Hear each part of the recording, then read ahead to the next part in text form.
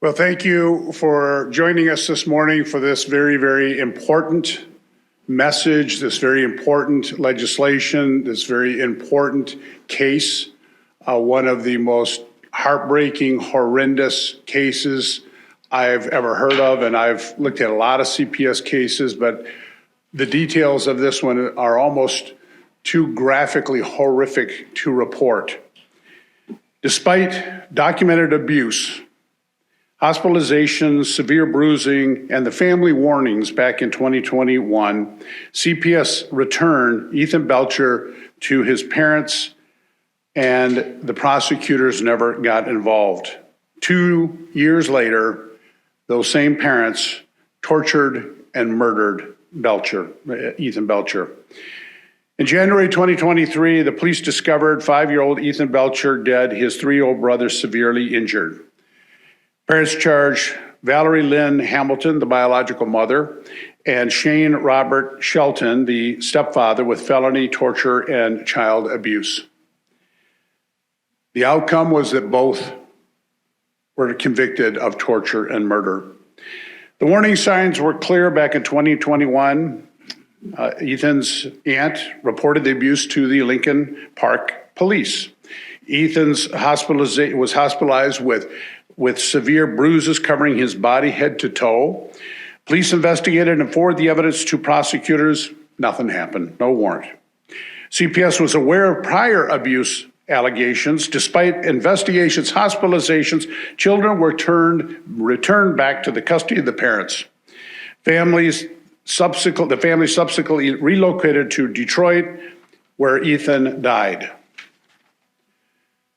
CPS is a crash and burn disaster here in the state of Michigan. There are case after case, hundreds of children dying under CPS observation, CPS control. They operate with minimal oversight. Cases of abuse and neglect go unchallenged without repercussions. The bill that I have put in will change this. The bill will allow legislators to get involved with these cases. You sign a memorandum of understanding that you're not going to disclose personal information, but it would allow legislators like me and others who care to get involved and get information. If somebody called me about a case, I can take a look at it and see what's happening. Currently, we can't get any information. The only person that can get information is the chair that oversees the CPS, and they're usually working at behest of the governor, whoever the governor is, and will not push out any dirty laundry for the public to see. There's a complete silence. There's a complete censorship of information, and the public has a right to know. We as legislators and you, the media, have a right to know what is going on in CPS.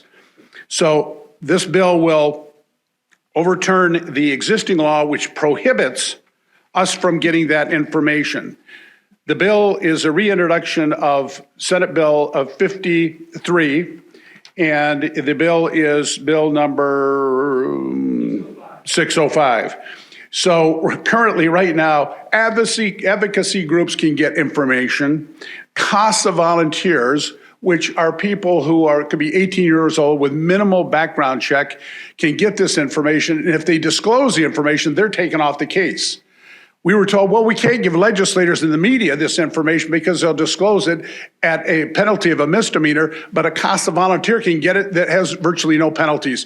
It's a crazy, warped system that is leading to death of kids, and we are here today to try to change that. I would like to first introduce Zach Runyon, attorney on the case, and then he will introduce Ashley Belcher, the aunt in the case. With that, Zach, come forward. Thank you. Thank you all for being here. I think this bill is really important. Suing the government is always very tough. Suing CPS is even tougher because getting these documents so you can, myself as an attorney can figure out what happened and how CPS allowed this to happen is very difficult. I don't have the same access to these documents that I have in, for example, a police case or a different type of case I would have against the government where I can FOIA the documents directly from the entity and get the documents returned to me. If I send a FOIA to CPS, they tell me they can't release anything, which makes it very difficult. Another thing that I think we should remember here, what makes this case extremely difficult is the immunity that CPS is given. And that's through a statute that the Michigan government has passed. It's the Government Tort Liability Act. That can be repealed, or there can be an exception for CPS. And I think we should really look at that, because CPS, yeah, it's a crash and burn organization, but it's also very important. I mean, it's there to protect kids who can't protect themselves. And one of the best ways we can have oversight is to allow for civil liability. We've recognized this in the private sphere. I mean, that's exactly why we have cases where we can sue big businesses when they hurt people. We should be able to sue CPS more easily when they hurt people. I mean, for example, we have a case against CPS arising out of this case, and we don't get a jury trial. It has to go before a court of appeals judge who gets to decide what Ethan's life was worth. And while I'm sure they'll do a great job at that, this should be returned to the people.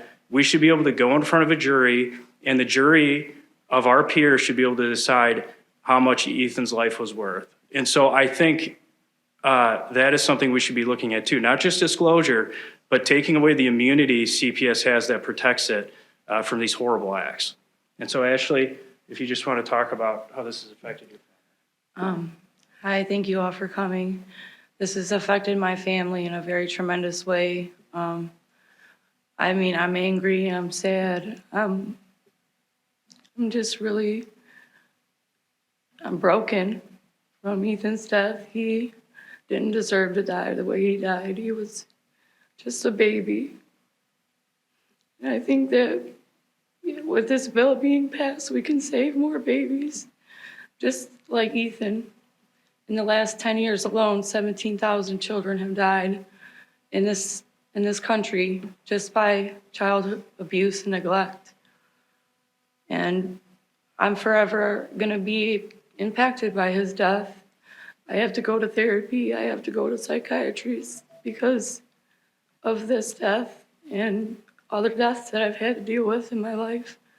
So I just want to say that we could save more babies. We can do this. We can take a stand and make change, and we have to do that now, not later. We have to do it now.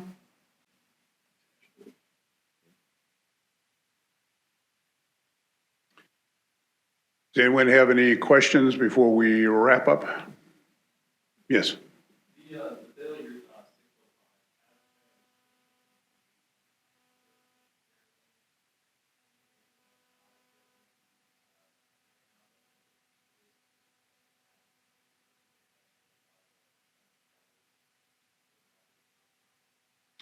It's a good question. It went all the way through the last session, sitting in a committee that the Democrats control, and did not give a hearing. I spoke to this over and over again. We had a huge press conference on this issue when this came to light.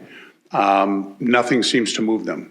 The number of deaths, I don't have it, but you could look it up. It's in the hundreds since this case of children dying under CPS control.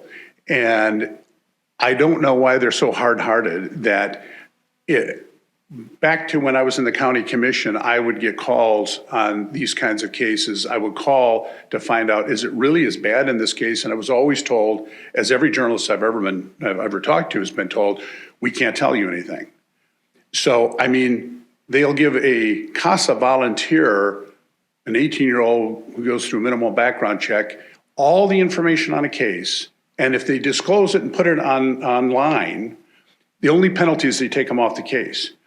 My bill says that it's a misdemeanor if you disclose the information. No senator or House member or media is going to willy-nilly release this information. It's crazy you wouldn't do it anyway. And with these penalties, the Democrats will not give it a hearing. They will not. This is going on a year and a half to 3 years. They will not give it a hearing. And it would save lives. If we could get involved, I'll tell you, the CPS would, having to hand you that file with all the garbage in there, would allow us to go, what in the hell's going on in this case?